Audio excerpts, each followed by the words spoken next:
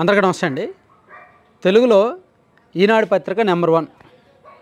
కొన్ని దశాబ్దాల నుంచి ఆ పత్రిక ప్రారంభించిన 4 సంవత్సరాల కాలంలోనే ఈనాడు నెంబర్ 1 స్థానంలోకి వెళ్ళిపోయింది. అప్పటి నుంచి ఈనాడును కొట్టేవాళ్ళే లేరు. మధ్యలో 1990స్లో వార్తాపత్రిక ఈనాడును కొట్టే స్థాయికి వచ్చి మళ్ళీ వెనకబడింది. ఆ తర్వాత ఉదయం పత్రిక దాసరి నారాయణరావు గారు, మాగుంట సుబ్రహ్మరెడ్డి గారి కాంబినేషన్లో వచ్చిన ఉదయం పత్రిక ఈనాడుని కొట్టే వరకు వచ్చి మళ్ళీ వెనక్కి వెళ్ళిపోయింది. మధ్యలో సాక్షి పత్రిక ఈనాడుని కొట్టే వరకు వచ్చి మళ్ళీ వెనక్కి వెళ్ళిపోయింది. అలా కొన్ని దశాబ్దాలు, దాదాపుగా 45 ఏళ్లకు పైబడి ఈనాడు తెలుగు పత్రికా రంగంలో అగ్రగామిగా ఉంది. దానికి కారణం ఏంటంటే రామోజీరావు గారు వేసిన బలమైన పునాదులు. రామోజీరావు గారు స్వతహాగా జర్నలిస్ట్ ఏమీ కాదు, కానీ ఆయన ఆలోచన అలాగే ఉంటుంది. ఆయన ఆలోచన ప్రజా ప్రయోజనాలు ప్లస్ పాఠకాసక్తి, అంటే ప్రజలకు ప్రయోజకరమైన వార్తలు అందించాలి, ప్లస్ పాఠకులకు ఆసక్తికరమైన వార్తలు అందించాలి, ప్రజా సమస్యలు గలమెత్తాలి, అవసరానికి తగ్గట్టు సమయానికి తగ్గట్టు కొన్ని తప్పనిసరి పరిస్థితుల్లో పార్టీలకు భజన చేయాలి అనేటట్టే ఉండేది. అందుకే ప్రజా ప్రయోజనం మిస్ అవ్వలేదు, పాఠకాసక్తి మిస్ అవ్వలేదు, ప్రజా సమస్యలపై గలమెత్తడము మిస్ అవ్వలేదు, ప్రజా ఉద్యమాలు మిస్ అవ్వలేదు. At the same time Telugu Desam party కూడా ఆపత్కాలంలో నెత్తిన పెట్టుకుంటూ భుజాన మోసుకుంటూ వస్తూ అప్పట్లో వైఎస్ రాజశేఖర రెడ్డి గారితో ఈనాడు ఫైట్ చేసింది. ఆ తర్వాత జగన్మోహన్ రెడ్డి గారితో కూడా ఈనాడు ఫైట్ చేసింది.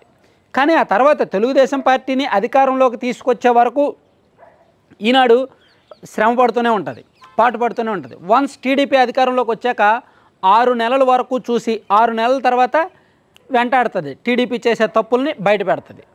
కానీ ఎందుకో నేను ఈనాడులో పనిచేసిన వ్యక్తిగా చెప్తున్నా, 2009 నుంచి 2020 వరకు ఈనాడులో చేసిన వ్యక్తిగా చాలా దగ్గరగా అబ్జర్వ్ చేసి చెప్తున్నా. 2014లో ఆ పార్టీ అధికారంలోకి వచ్చిన తర్వాత 6 నెలల తర్వాత నుంచి మాకు చెప్పారు, మీరు గవర్నమెంట్కి వ్యతిరేకంగా ఎన్నైనా రాయండి అని. మేము కూడా అలాగే రాసాం. లీగల్ నోటీసులు కూడా వచ్చాయి. నేనే స్వతహాగా ఎన్నో రాశా. అప్పట్లో టీడీపీ గవర్నమెంట్కి వ్యతిరేకంగా అవినీతి వెలికి తీసి రాశా. సో అప్పట్లో నాకు కొన్ని అవార్డులు వచ్చాయి, లీగల్ నోటీసులు కూడా వచ్చాయి, అయినా భయపడలా. కానీ ఇప్పుడు ఎందుకో టీడీపీ గవర్నమెంట్ కూటమి అధికారంలోకి వచ్చాక ప్రభుత్వానికి వ్యతిరేకంగా ప్రభుత్వం చేసే తప్పులను ఈనాడు చెప్పలేకపోతుంది, చెప్పట్లా. రామోజీరావు గారు ఉంటే మాత్రం ఒప్పుకునేవాళ్ళు కాదు. ఒక ఫక్తు ఉదాహరణ నేను మీకు చెప్తా, ఖచ్చితమైన ఉదాహరణ చెప్తా. రామోజీరావు గారు ఎంత పార్టీ అయినా సరే రైతు పక్షపాతి. రైతులు కష్టపడుతున్నారు, రైతులకి నష్టం జరుగుతుంది అంటే ఆయన వాళ్ళ తరపున స్టోరీలు రాయించేవాళ్ళు. ఇప్పుడు ఉమ్మడి ప్రకాశం జిల్లా పరిధిలో కందుకూరు నియోజకవర్గంలో ఉలవపాడు మండల పరిధిలో కరేడు గ్రామంలో రైతులు కొంతమంది ఉద్యమం చేస్తున్నారు. అక్కడ సుమారుగా 4300 ఎకరాలకు పైగా భూమిని ఇండోసోల్ కంపెనీకి ఇస్తున్నారు. ఇండోసోల్ అనే కంపెనీ జగన్మోహన్ రెడ్డి గారి బినామీ కంపెనీ అని నేను ప్రత్యేకంగా చెప్పక్కర్లే, ఇదే ఈనాడులో గతంలో అనేక సార్లు రాశారు. ఇండోసోల్ అనేది షిరిడి సాయి కంపెనీ, షిరిడి సాయి అనేది జగన్మోహన్ రెడ్డి గారి కంపెనీ, అదే జగన్మోహన్ రెడ్డి గారి సన్నిహితుడు విశ్వేశ్వరరెడ్డి కంపెనీ. జగన్ ప్లస్ విశ్వేశ్వరరెడ్డి = 92,000 కోట్లు అని కూడా ఈనాడులో రాశారు. ఇండోసోల్ మీద, షిరిడి సాయి మీద ఎన్నెన్నో వార్తలు రాశారు ఈనాడులో 2020, 21, 22, 23 ఆ టైంలో. అటువంటిది ఇప్పుడు జగన్మోహన్ రెడ్డి గారి బినామీ కంపెనీని ఈనాడు ధృవీకరించిన టీడీపీ వాళ్ళు పదే పదే చెప్పిన నారా లోకేష్ గారు తన యువగలం పాదయాత్రలో కూడా చెప్పారు, ఈ ఇండోసోల్ అనే కంపెనీ 1,00,000 క్యాపిటల్తో ఏర్పాటైంది, దీనికి 1000 ఎకరాలు ఎలా ఇస్తారో అని. చూడండి, అది కూడా పక్కన క్లిప్పింగ్ చూడండి. It's absolutely fake. Indosol is an example. A company that has 1 lakh crore capital invested. Sorry, 1 lakh. Sorry. Anta crores lo gelipam. Has only 1 lakh capital invested. Is claiming to invest 72,000 crores. 1 lakh rupees capital. Company is claiming to invest 72,000 crores. That is how fake this entire summit is. Acres, yes. Yes. Do you have necessary evidence? They are all from Pulivendala.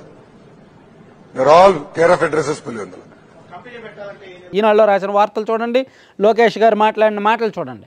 ఇప్పుడు ఆ ఇండోసోల్ కంపెనీకి కందుకూరు నియోజకవర్గంలో 8,340 ఎకరాలు ఇవ్వడానికి నిర్ణయించి దానిలో రైతుల దగ్గర నుంచి సుమారుగా 4,500 ఎకరాలు సేకరిస్తుంటే రైతులు ఇవ్వడానికి ఇష్టపడడం లేదు. మేమెందుకు ఇస్తాము, మాకు పంటలు పండే నెలలు మేము ఇవ్వము, మాకు వద్దు అంటున్నారు. మరి దీన్ని ఈనాడు రాయట్లా, రాస్తున్నారు కానీ ఏదో ఒక వార్త కవర్ చేయాలన్నట్టు చిన్నగా రాస్తున్నారు. అదే వైసీపీ ప్రభుత్వం అధికారంలో ఉండుంటే ఇలా బలవంతంగా భూసేకరణకు ప్రభుత్వం కనుక నోటిఫికేషన్ ఇస్తే ఈనాడులో రాత్రులు ఎలా ఉంటాయి తెలుసా? అది మీ ఊహకే వదిలేస్తున్నా. సో ఇక్కడ నేను ప్రభుత్వాన్ని వ్యతిరేకించమనట్లా, తెలుగుదేశం పార్టీని కూటమిని తప్పు పట్టండి అని చెప్పట్లా. అట్లీస్ట్ రైతుల తరపునైనా రాయాలి కదా, ప్రభుత్వం చేసే తప్పును గుర్తు చేయాలి కదా, దెబ్బ తగలకుండా నొప్పి పుట్టకుండా దెబ్బ కొట్టాలి కదా. రామోజీరావు గారు బతుకున్నప్పుడు చేసిన జర్నలిజం అదే. టీడీపీని దెబ్బ కొట్టేవాళ్ళు, కానీ నొప్పి తగిలేది కాదు. ఎందుకంటే మళ్ళీ నొప్పి తగిలితే ఆ పార్టీకి డ్యామేజ్ అవుద్ది, మళ్ళీ వాళ్ళ ప్రత్యర్థులు అధికారంలోకి వచ్చేస్తారని చాలా జాగ్రత్తగా చాలా చాకచక్యంగా దెబ్బలు కొట్టేవాళ్ళు. ఏదో సూచనప్రాయంగా చెప్పినట్టు చెప్పేవాళ్ళు తప్ప శ్రేయోభిలాషిగానే ఉండేవాళ్ళు. కర్ర ఎరగదు పాము సావదు అనేటట్టు కథనాలు రాయించేవాళ్ళు. దానివల్ల ఏంటి, సమస్య హైలైట్ అవుద్ది. రైతులు చేసే ఉద్యమం, రైతులు చేసే సమస్య అన్నీ హైలైట్ అవుతాయి. ప్రభుత్వం చేసే తప్పులు తెలిసి వస్తాయి. అట్ ద సేమ్ టైం ప్రభుత్వం కూడా పరిష్కరించుకోవడానికి అవకాశం దొరుకుద్ది. మరి ఇప్పుడు ఏమైంది ఈనాడికి? కరేడులో జరుగుతున్న ఉద్యమాన్ని ఎందుకు పట్టించుకోవట్లా? దాని మీద ఎందుకు మంచి స్టోరీ రాయట్లా? రాయాల్సిన అవసరం ఉంది. ఎందుకు రాయాలంటే అది ఇండోసోల్కి భూమి ఇస్తున్నారు కాబట్టి. అది ఏ ప్రఖ్యాత కంపెనీకో ఇవ్వట్లా. జగన్మోహన్ రెడ్డి గారి యొక్క సన్నిహితుడు జగన్మోహన్ రెడ్డి గారి యొక్క బినామీ కంపెనీకి భూములు ఇస్తున్నారు అనేది గతంలో వీళ్ళు తప్పు పట్టారు కాబట్టి ఇప్పుడు తప్పు పట్టాల్సిన అవసరం ఉంది. అందులోకి అక్కడ రైతులు వ్యతిరేకిస్తున్నారు. రైతుల్లో ఎవరూ పిలవకుండా స్వతహాగా దాదాపుగా వేలాది మంది రైతులు హైవేని దిగ్బంధించారు, హైవే మీద రాకపోకలు నిలిపివేశారు. మరి రైతులు అంత తెగించి పోరాటం ఊరికే చేస్తారా? సో ఇందులో సబ్జెక్ట్ ఉండబట్టే కదా, విషయం ఉండబట్టే కదా, వాళ్ళ ఆవేదన బయటకు వచ్చి రాబట్టే కదా. మరి ఏమైంది ఈనాడికి? ఎందుకు పట్టించుకోవట్లా? సో ఇక్కడ అదే రామోజీరావు గారు ఉంటే మాత్రం ఖచ్చితంగా ఇటువంటి విషయాల్లో ముందుండేవాళ్ళు. ఇదొక్కటే కాదు, కూటమి ప్రభుత్వం వచ్చి అది 1 year దాటింది. ఈ పార్టీ ప్రభుత్వాన్ని వేటాడాలి, ప్రభుత్వం చేసే తప్పులు చెప్పాలి. అనేక తప్పులు వస్తున్నాయి, అనేక తప్పులు జరుగుతున్నాయి. ప్రజల్లో కొంత వ్యతిరేకత మొదలైంది ఇప్పుడిప్పుడే. మాటలు ఎక్కువ, చేతలు తక్కువ, ప్రచారం ఎక్కువ, పని తక్కువ. సో వీటిని ఈనాడు లాంటి పత్రిక ప్రశ్నిస్తే, ప్రజల పక్షాన నిలబడితే ప్రభుత్వం కొంచెం డిఫెన్స్లోకి వెళ్ళి ప్రభుత్వం మార్చుకునే అవకాశం ఉంటుంది. ప్రభుత్వం దిద్దుబాటు చర్యలు చేపడుతుంది. మళ్ళీ ఎన్నికలకు 6 నెలల ముందు మళ్ళీ టీడీపీ భజన చేసుకోండి యాజ్ యూజువల్, అది మీకు అలవాటే. ఈనాడుకి అది అలవాటే, తప్పదు, దాన్ని ఎవరు కాదనరు. మళ్ళీ యాజ్ యూజువల్ ఎన్నికలకు 6 నెలల ముందు టీడీపీ భజన చేసుకోవచ్చు. కానీ ఈలోగా రాబోయే 3.5 ఏళ్ళు 3 ఏళ్ళైనా ప్రజా సమస్యలను లేవనెత్తుతూ ప్రభుత్వం చేసే తప్పులను ఎండగడితే బాధ్యత ఉంటుందన్నమాట. అది పత్రికల యొక్క బాధ్యత. Thank you.